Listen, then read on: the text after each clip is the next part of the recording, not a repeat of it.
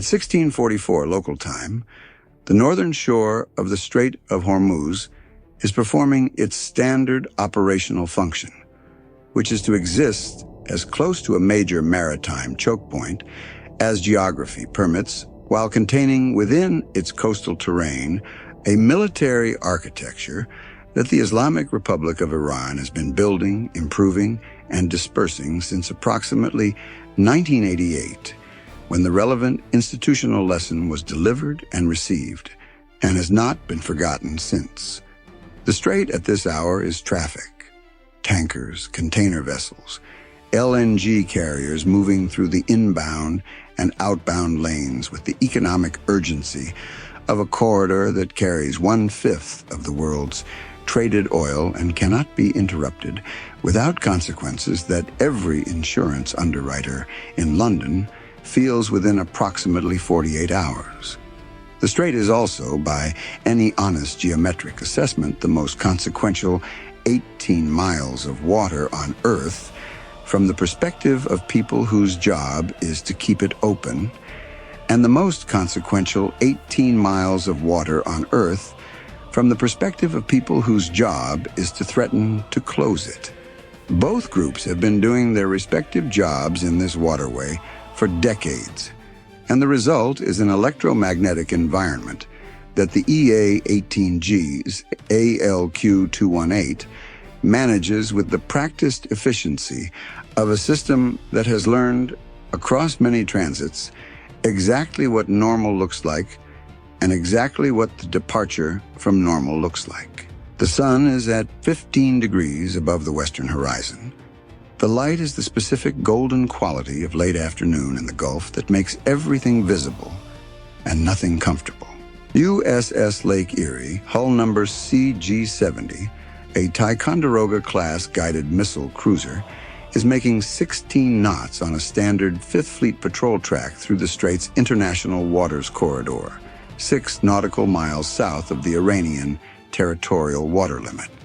The ship is the surface warfare asset of a mini-task group that includes an Arleigh Burke-class destroyer 12 miles to the east and 41 nautical miles south at 41,000 feet, an EA-18G Growler from Carrier Air Wing 7 that has been on station in support of the Strait Transit since 1430, and that has been doing exactly what EA-18G Growlers do when they are on station in support of Strait Transits through potentially contested electromagnetic environments, which is listen to everything and tell everyone.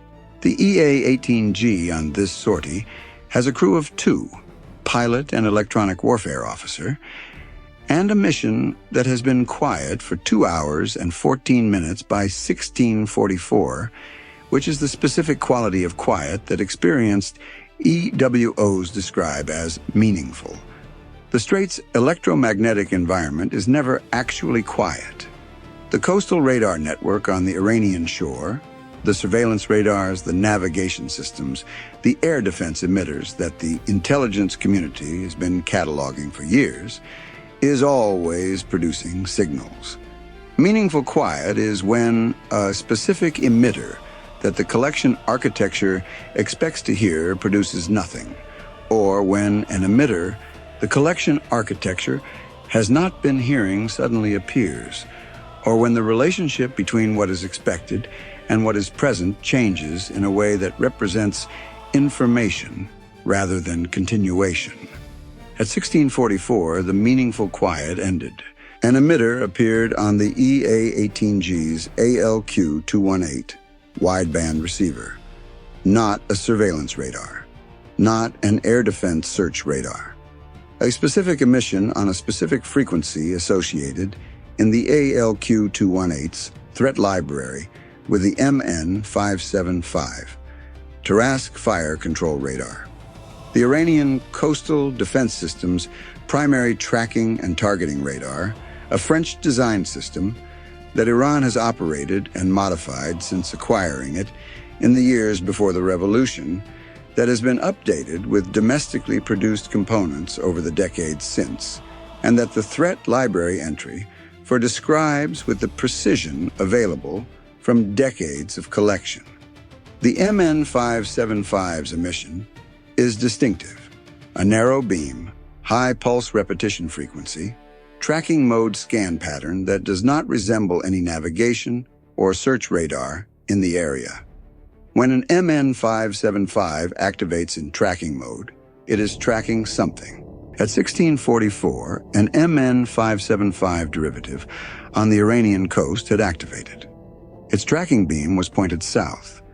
The EA-18G's geolocation solution placed the emission source at approximately 41 nautical miles northeast of USS Lake Erie's current position, on a coastal ridgeline that the targeting cell's existing site database carried a location entry for.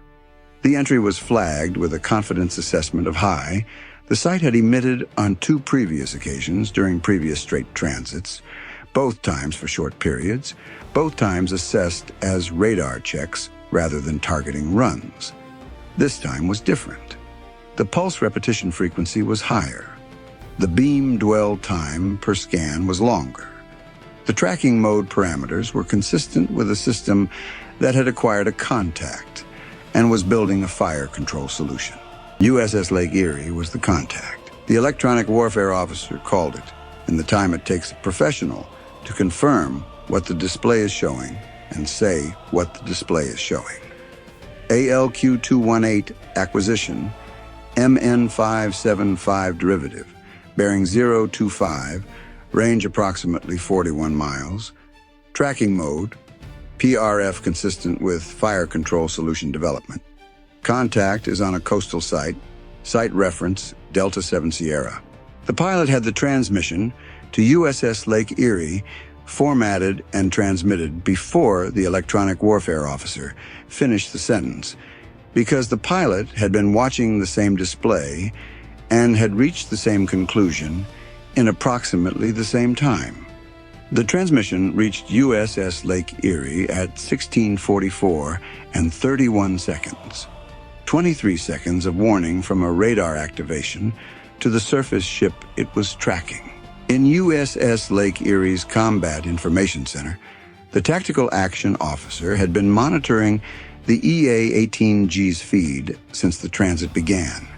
The ALQ-218's collection was available in real time via the data link that the Growler maintains throughout its sortie, which means the tactical action officer at 1644 and 31 seconds was looking at exactly what the electronic warfare officer was looking at, with 23 seconds of latency that made no operational difference because 23 seconds was not the operationally relevant timeline. The operationally relevant timeline was the one associated with an MN575 derivative that had a fire control solution under development against a cruiser at 41 nautical miles. The commanding officer was in CIC at 1645. He had a picture that contained one MN575 derivative in tracking mode, one fire control solution in development, one cruiser that was the tracking solution subject, one EA-18G Growler at 41,000 feet, with a full ALQ-99 jamming suite and a direct line-of-sight geometry to the emitter that the geography of the coastal site and the aircraft's altitude made close to optimal. He looked at this picture for 2 seconds. EA-18G Lake Erie. Delta 7 Sierra is active tracking mode. Request immediate jamming. Authorized. The electronic warfare officer had been waiting for exactly this word. Lake Erie, Growler. Copy. Jamming Delta 7 Sierra. Stand by. What happens next is the specific operational sequence that the EA-18G was designed for, and that it executes with the efficiency of a system that has been developing jamming parameters against exactly this emitter since the day the MN575's library entry was last updated. The ALQ-99 tactical jamming system is not subtle. It is not precise in the way that a scalpel is precise. It is precise in the way that a system can be precise when it has been told exactly what frequency, what pulse pattern, and what beam direction to overwhelm with electromagnetic noise. The ALQ-218 had been collecting against the MN575 derivative since the moment it activated. The ALQ-99 used that collection to aim. At 16:45 and 40 seconds, the jamming began. Now, here is the vulnerability that existed at 16:45 and that the 56 seconds between the MN575's activation and the jamming's beginning made the tactical action officer's most uncomfortable professional minute of the transit. The MN575 derivative at Delta 7 Sierra was the tracking radar's guide missiles. The Coastal Defense Battery at Delta 7 Sierra was assessed by the Intelligence Digest to be a Silkworm derivative. The Chinese designed HY-2, or an Iranian modified variant, an anti-ship cruise missile that travels at approximately 330 meters per second at sea-skimming altitude, with a range of approximately 95 kilometers, carrying an approximately 510-kilogram warhead. At 95 kilometers, approximately 51 nautical miles, Delta 7 Sierra was inside its own weapons range against USS Lake Erie's current position. The missile, if launched, would reach USS Lake Erie in approximately 2.5 minutes at sea-skimming altitude. 2.5 minutes. The question at 16:45 was not whether USS Lake Erie could survive a Silkworm derivative. The ship's SM-2 battery had the emitters bearing. The ship's CIWS was fully operational. The Arleigh Burke to the east was 12 miles away and also tracking. The question was whether the fire control solution that the MN575 was developing would be completed and transmitted to a launch system before the EA-18G's jamming degraded the MN575's ability to complete it. 56 seconds. That was the window. 56 seconds of fire control solutions development against a ship at 41 nautical miles. The MN575's beam had been on the ship for 56 seconds before the jamming started. "What's the fire control solution status?" the commanding officer asked. "Sir, we assess the MN575 needs approximately 90 seconds of continuous tracking to complete a solution adequate for a Silkworm launch. At 56 seconds of tracking before jamming, the solution would have been incomplete." The tactical action officer paused. "We assess the solution was not completed. We assess." The operational vocabulary of people who do not have certainty, but are required to act on the best available professional judgment. The assessment was based on the MN575's tracking parameters. The targeting solution development timeline derived from the library entry, and the 56-second elapsed tracking time before jamming. The assessment said incomplete. The assessment was the commanding officer's operational foundation for the next decision. He noted the assessment. He looked at the picture. The jamming was running.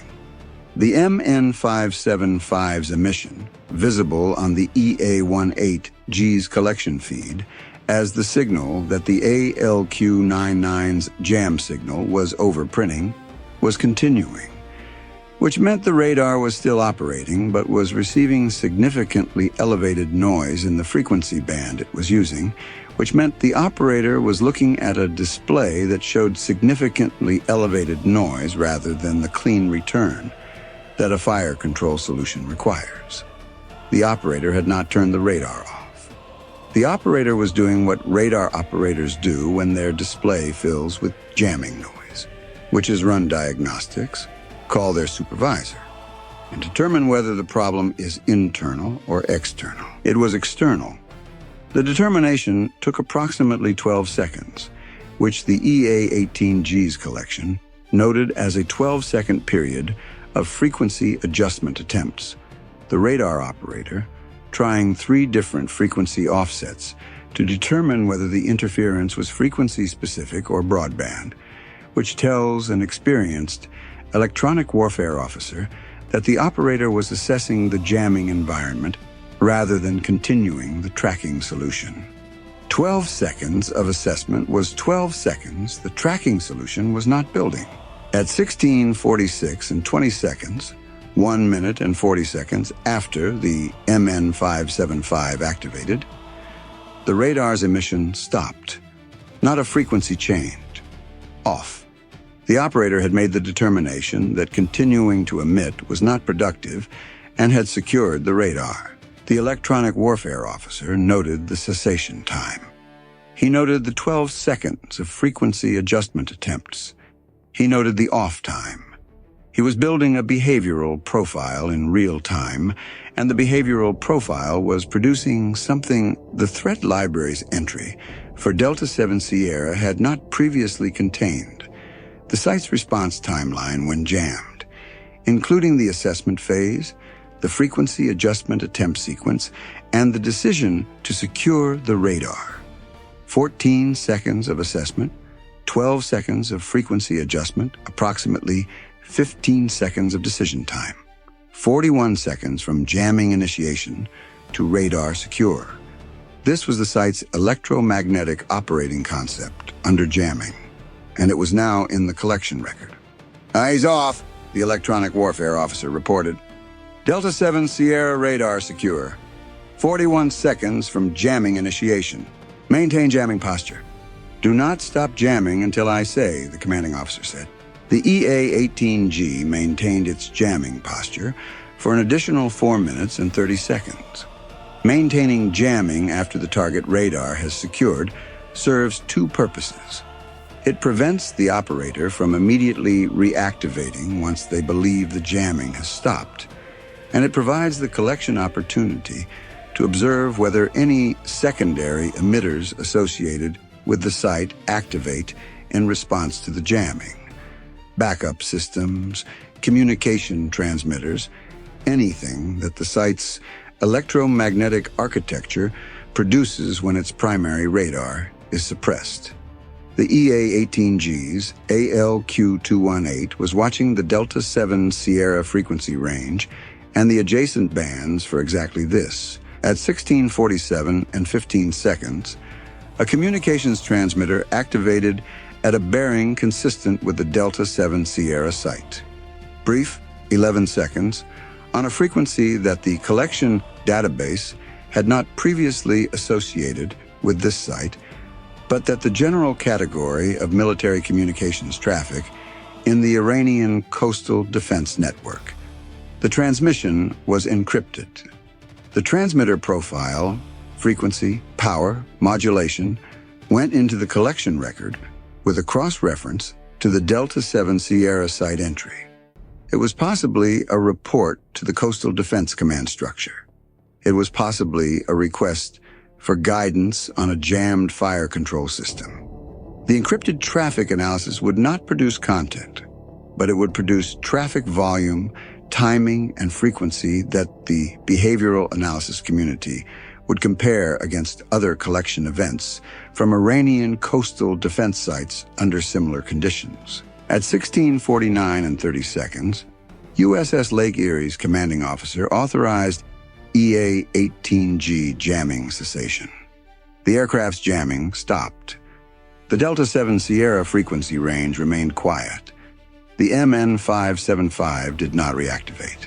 "What's the full collection picture?" the commanding officer asked at 16:52, when the transit had continued past the Delta 7 Sierra site's coverage range and the post-contact brief was beginning. "3 categories, sir." The electronic warfare officer's voice on the data link was the voice of someone who has been doing mathematics while everyone else was watching the radar screen. First, fire control solution characterization. We have the MN575's tracking parameters for 56 seconds. PRF, beamed well, scan pattern and tracking mode. The library entry was previously built from shorter activations. 56 seconds is the longest continuous tracking mode collection from this site type. Second, jamming response behavior. 41 seconds from jamming initiation to radar secure with the 12-second frequency adjustment sequence in between. The frequency hop pattern during the assessment phase tells us the operator's training. He tried 3 specific frequencies in a specific order, which is a documented Iranian coastal defense SOP. Third, the communications transmitter at 1647. 11 seconds encrypted on a frequency we haven't previously associated with Delta 7 Sierra. That's a new emitter for the site's electronic order of battle. The commanding officer noted each of these with the professional attention of someone who understands that a coastal battery that attempted to develop a fire control solution on USS Lake Erie had produced, by activating and being jammed, considerably more information than it would have produced by staying quiet. This is the specific intelligence efficiency of an aggressive jamming response to a fire control radar activation. The jamming forces the adversary system to respond, and the response reveals the system's parameters, its operator's training, and its communication architecture in ways that passive observation of a non-activated system cannot. "What's the assessment on whether a solution was completed before jamming?" he asked. "Unchanged, sir. We assessed the solution was not completed. 56 seconds is below the 90-second threshold for this system against a target at this range. The operator would have had a partial solution, possibly sufficient for an unguided launch, not sufficient for a fire control quality launch." The electronic warfare officer paused. "The absence of a launch during the tracking period supports the assessment. If the solution had been completed and a launch decision had been made, the timeline would have produced either a launch before jamming or an attempt to transmit the solution through the jamming. Neither had occurred." The assessment held. The commanding officer exhaled in the way that commanding officers exhale when an assessment they have been relying on for 90 seconds is confirmed by subsequent events. The cost accounting for the afternoon: 1 EA-18G Growler sortie, approximately 2 hours and 40 minutes of flight time at Carrier Aviation operational cost rates, approximately $55,000. 1 MN575. Derivative radar site at Delta 7 Sierra, activated for 97 seconds, jammed for 4 minutes and 30 seconds, producing in that time a 56-second tracking mode collection, a 41-second jamming response behavioral profile, a new communications transmitter emitter ID, and the specific data point that the site's electromagnetic operating concept under jamming involves a 12-second frequency adjustment assessment phase, followed by a secure decision. The site had been in the intelligence community's files for years. It had produced the best single event collection the file had received in a 97-second activation. The Silkworm derivative on the coast had not launched. This is the correct outcome. The assessment says the solution was incomplete. The outcome says the launch decision was not made. Both data points are consistent.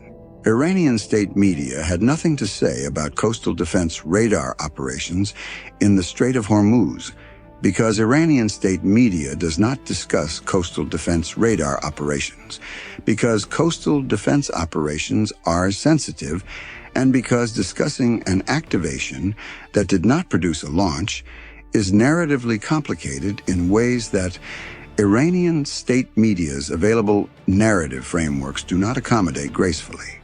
The silence was appropriate and professional, and did not prevent the collection record from noting what had happened.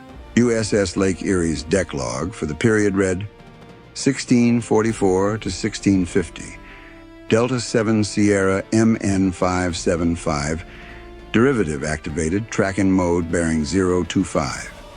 EA-18G jamming initiated 1645, radar secured 1646. No missile employment, no damage. Intelligence package transmitted 5th Fleet 1715. The intelligence annex was 4 pages. The 4th page contained the communications transmitter, emitter identification, flagged for integration into the Iranian Coastal Defense Electronic Order of Battle update that the relevant intelligence community was maintaining. The cruiser continued its transit through the strait. The sun dropped below the western horizon at 1722. The electromagnetic environment on the Iranian coast returned to its standard profile. Surveillance radars, navigation systems, the signals that the collection architecture expects to hear, and that the collection architecture notes as background rather than event. Delta 7 Sierra was quiet. It had been quiet for 36 minutes. Its file was 4 pages thicker. The next ship that transits within its tracking range will know, from the behavioral profile now in the library, that its operator assesses jamming in 12 seconds and decides in 41. 41 seconds is longer than the jamming response time that the EA-18G can achieve. The site's operator worked within his training. The training produced a data product for the opponent. The strait continued its function. The oil continued its transit. The insurance underwriters in London continued their calculations. The collection record continued its accumulation. Bye for now.